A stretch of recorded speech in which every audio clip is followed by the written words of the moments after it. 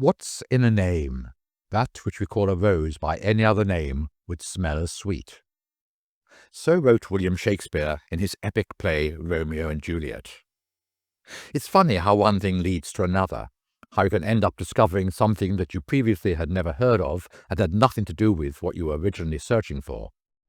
Surfing the internet is like that, of course. It always worries me how much time I potentially waste clicking on interesting things that take me to weird and wonderful places. I wanted to visit the Beihong Museum in Beijing. Xu, you'll remember, was the Chinese artist known for his amazing pictures of horses. It's been closed for refurbishment for about 3 years, but I had heard rumours that it had now reopened. Alas, when I got there, I was then told it was not due to open for yet another 2 to 3 months. Someone else who was also trying to access the museum then told me about another museum dedicated to the artist Qi Baishi, and while I was searching for his museum in Yutong, I came across a sign to the Surname Family Tree Cultural Centre.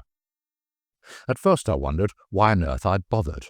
After all, I can't read Chinese and there's not an English word in sight. The centre is located upstairs in a somewhat tacky-looking shop 100 metres from the end of the road, assuming, that is, that you'd come via exit E of the Nanluo Guxiang station on lines 6 and 8.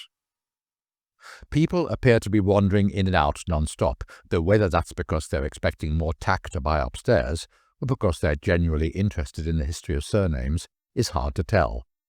I don't see anyone actually buying any of the books and charts and backgrounds on sale. It appears that in ancient times 2 types of surnames existed, namely Xing, or clan names, and Shi, or lineage names. Prior to the Warring States period in the 5th century BC, only the ruling families and the aristocrat elite had surnames, and the Xing were surnames held by the noble clans. As fiefdoms were divided and subdivided among descendants, so additional sub-surnames were created to distinguish between different seniority of lineages among the nobles. After the states of China were unified by Qin Shi Huang in 221 BC, surnames gradually spread to the lower classes and the difference between Xing and Shi blurred. There were many common sources for names. For instance, a royal decree by the emperor, such as Quan, a state name to show continuing allegiance or as a matter of national and ethnic identity. These are some of the most common Chinese surnames. A place of origin, names of an ancestor, seniority within the family, for instance the first, second, third or fourth eldest sons, and these were sometimes adopted as surnames, an occupation, such as historian, royal librarian, ice master, potter, butcher, and so on, from noble titles such as Wang, a king, Ho, a marquis, and Gongsun, a duke's descendant, or from ethnic groups such as Hu, meaning a barbarian, Manchu, or Murong, a Shanbei tribe. But surnames are not evenly distributed throughout China.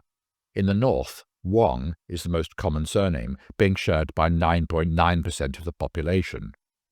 In the south, Chun is the most common, being shared by 10.6% of the population.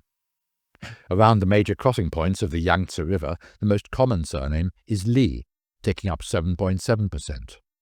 The 3 most common surnames in mainland China are Li, Wang, and Zhang, which make up 7.9%, 7.4%, and 7.1% respectively.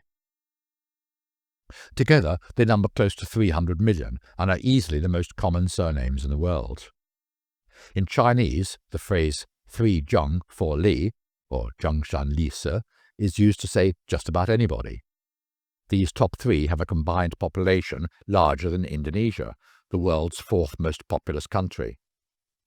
To cater for those who have obviously stumbled across this cultural centre by mistake, there are souvenir lineage rulers that appear to get the most interest, at least from the younger generation who show little interest in the more intricate details of how they got their names.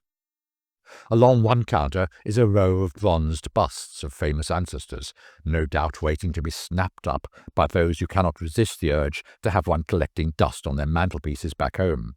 But alas, there are no takers, at least while I'm here. Instead, the artist, scholar, guru in residence pours two of his guests a nice-looking cup of tea before sitting down again and putting the world to rights with a few well-chosen ahs and ums and other fine-sounding epithets.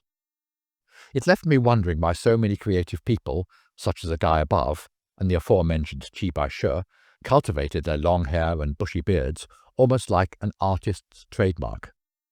I feel more research is needed here. Yes, I know Romeo had long hair too, though I'm not sure he had a bushy beard, but there's no mention of him being an artist, I think. Do any of my podcast followers have a hypothesis relating to this matter?